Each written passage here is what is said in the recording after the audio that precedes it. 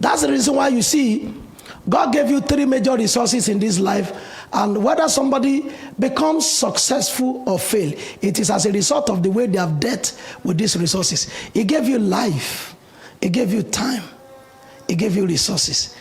In summary, they call them lifetime resources.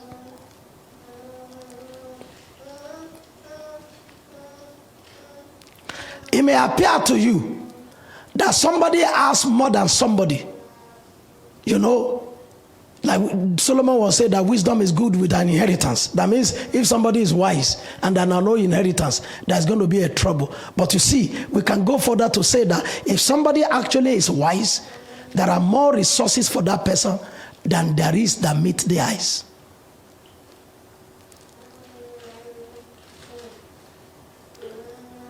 Because counsel in the heart of a man is like a deep water. A man of understanding will draw it out. And when you draw counsel out, counsel is going to draw something out.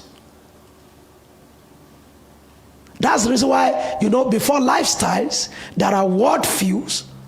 Word views formulate your choices. Your choices formulate your time. So every lifestyle, every position in which you find a man, first of all, start with a word view. That's the reason why sometimes when they want to change the life of a community, they're trying to bring about a paradigm shift.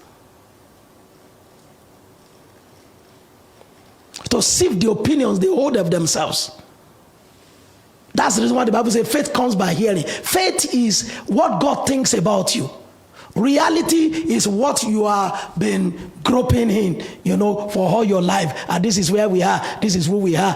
Faith is what God thinks about you that he wants you to accept. And from the moment faith, which is God kind of opinion, the God kind of light, enters into the soul of a man, the man is more aware of another kind of an environment that is different from the realities he has to deal with physically. How possible somebody who was born lame from mother's womb suddenly believed that he could walk?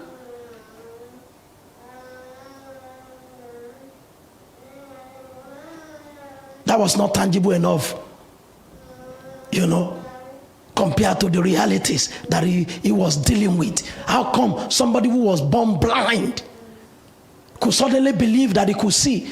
That's why you will discover that throughout the miracles of Jesus, 90% of the miracles of Jesus started with the paradigm shift inside those people that Jesus helped.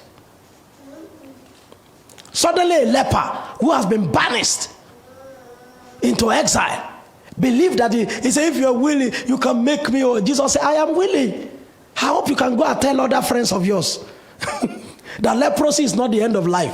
Because realistically, it was the end of life. We've had somebody that had leprosy in this church.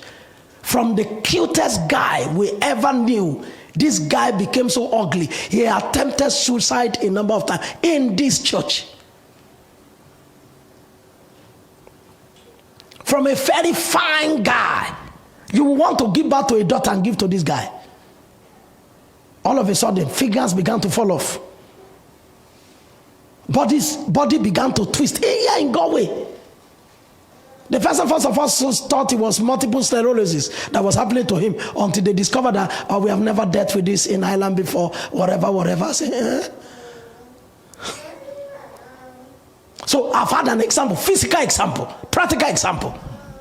So what will make somebody like that not think that Jesus could do something?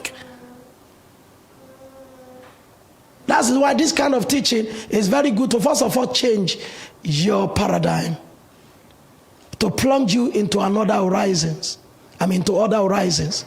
to make you see what possibilities exist and what demand heaven makes on you and what God expects of your life and what God has made available.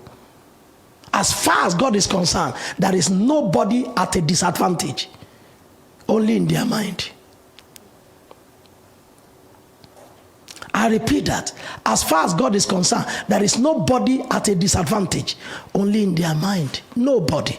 Some people were born into wealth. Some people were born into riches. Some people were born into whatever.